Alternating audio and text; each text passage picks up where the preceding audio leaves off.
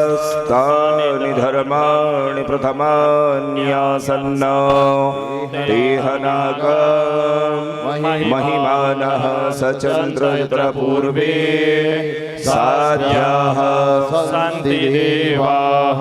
हरि ओम् तत्पुरुषाय विद्महे महादेवाय धीमहि तन्नो रुद्रः प्रचोदयात्। हरि ओम्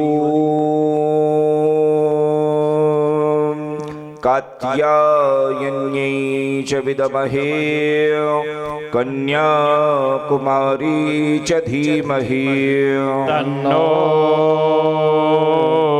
देवी प्रचोदयात्। हरि ओम्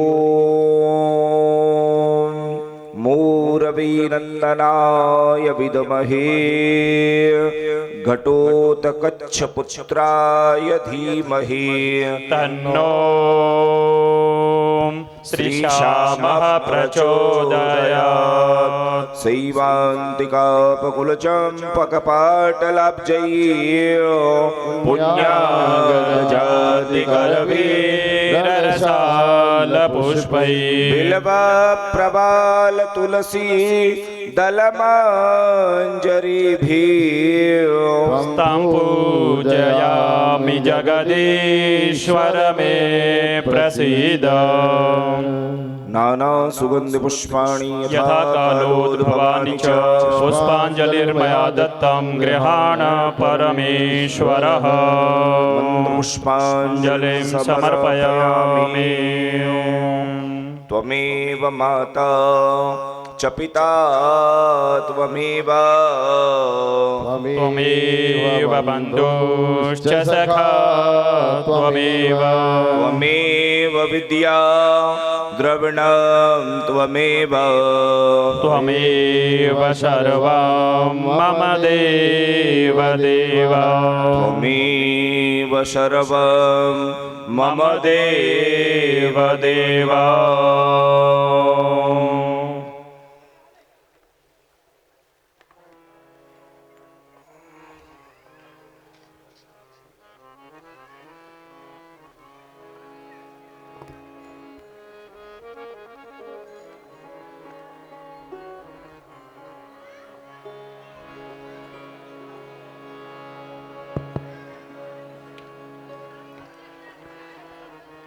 ओम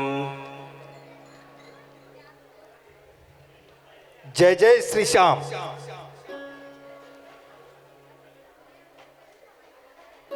जय श्री श्याम। आवाज नाही आला। जय श्री श्याम। खाटू श्याम माझा तीन बाणधारी, खाटू श्याम माझा तीन बाणधारी, तत्वरी धावतो हाकेला भारी। आज मागील 3 दिवसापासून आपण श्री खाटू श्यामजीची कथा इथं श्रवण करत आहोत।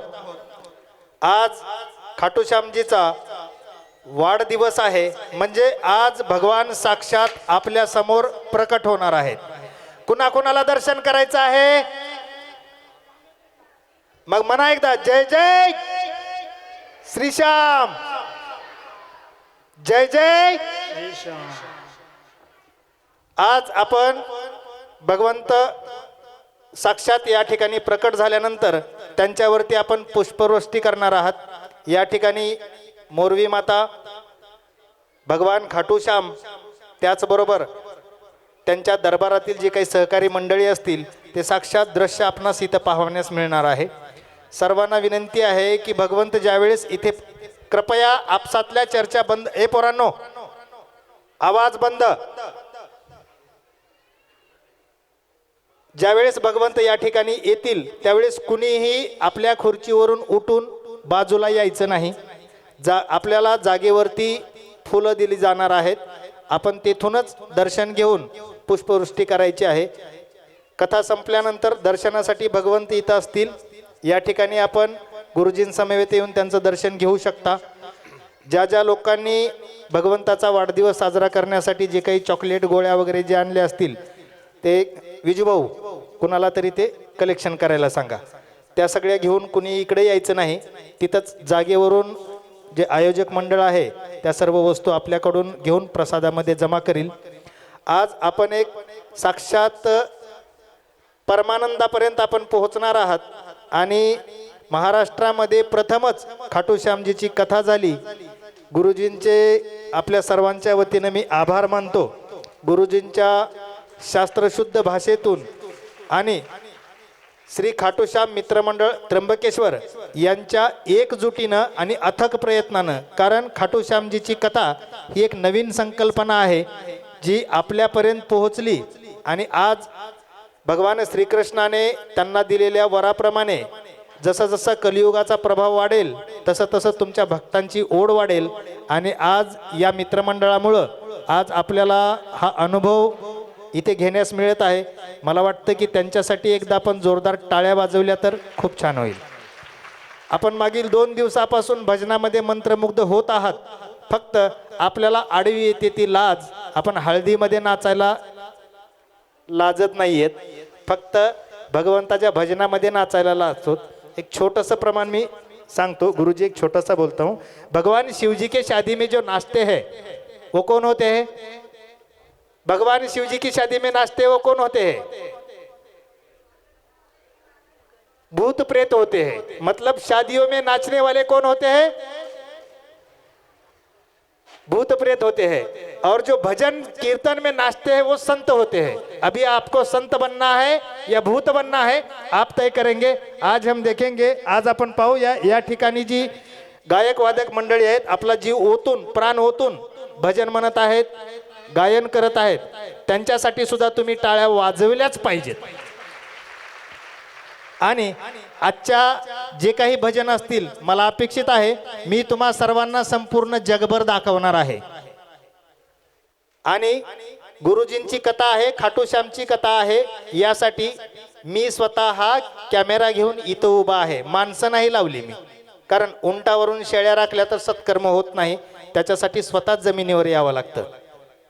त्यामुळे तुम्हा सर्वांना विनंती आहे, आजचा आणि उद्याचा दिवस आपल्यासाठी महत्त्वपूर्ण दिवस आहेत. आजचा दिवस भरपूर आनंद घ्या. कथा संपल्यानंतर गुरुजी इथून गेल्याशिवाय कुणीही मंडपाच्या बाहेर जाऊ नये, नाहीतर त्या कथा व्यासाचा अपमान आपण करत आहोत.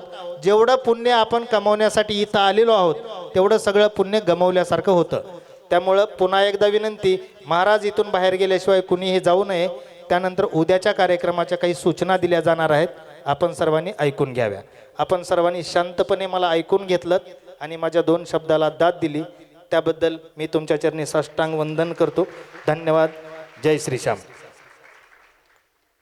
ओम श्रीमन्महागणाधिपतये नमः. श्रीवेदपुरुषाय नमः. श्री महासरस्वत्यै नमः. परम गुरुभ्यो नमः. गणनाथ सरस्वती रवि शुक्रो बृहस्पतेन् पंचेतानि संस्मरे नित्यं वेदं वाणि प्रवर्तयेत्. ओम विघ्नेश्वराय वरदाय सुरप्रियाय लंबोदराय सकलाय जगद्धिताय नागाननाय श्रुतियज्ञविभूषिताय गौरीसुताय गणनाथ नमो नमस्ते. या कुन्देन्दुतुषारहारधवला या शुभ्रवस्त्रावृता या वीणावरदण्डमण्डितकरा या श्वेतपद्मासना या ब्रह्माच्युतशङ्करप्रभृतिभिर्देवैः सदा वन्दिता. सा मां पातु सरस्वती भगवती निशेषजाड्यापः. गुरुर्ब्रह्मा गुरुर्विष्णु गुरुर्देवो महेश्वर गुरुर्साक्षात् परब्रह्म तस्मै श्री गुरुवै नमः. गोपिका चेतनं हरं राधा प्राणादिकं परं विनोदमुरली शब्दं कुर्वन्तं कौतुकेन च वन्दे नवघनश्यामं पीतकोशीयवाससं सानन्दं सुन्दरं शुद्धं श्रीकृष्णं प्रकृते परं मुखं करोति वाचालं पङ्गुमलङ्घयते गिरिं यत्कृपात्वमहं वन्दे परमानन्दमाधवम्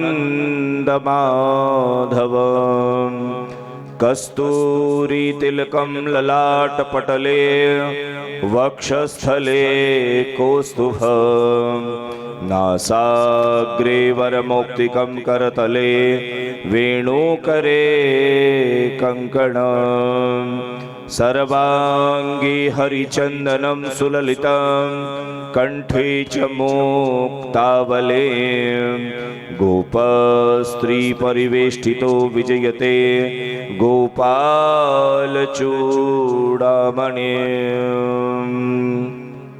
सर्वप्रथम कथा प्रारंभ होने से पूर्व श्री गुरु महाराज का वंदन।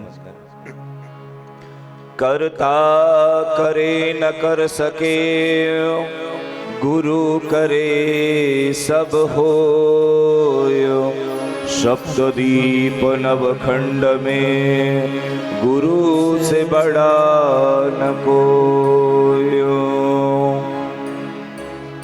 सारे तीर्थ धाम आपके चरणों में, हे गुरुदेव प्रणाम आपके चरणों में। सारे तीर्थ धाम आपके चरणों में, हे गुरुदेव प्रणाम आपके चरणों में। सारे तीर्थ धाम आपके चरणों में, हे गुरुदेव प्रणाम आपके चरणों में।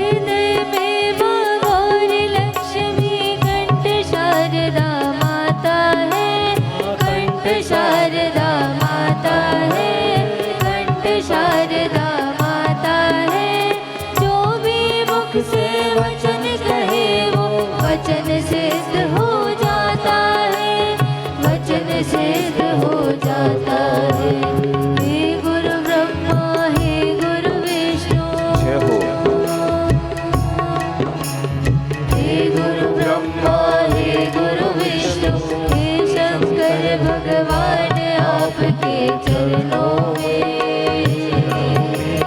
हे गुरुदेव प्रणाम आपके चरणों में। सारे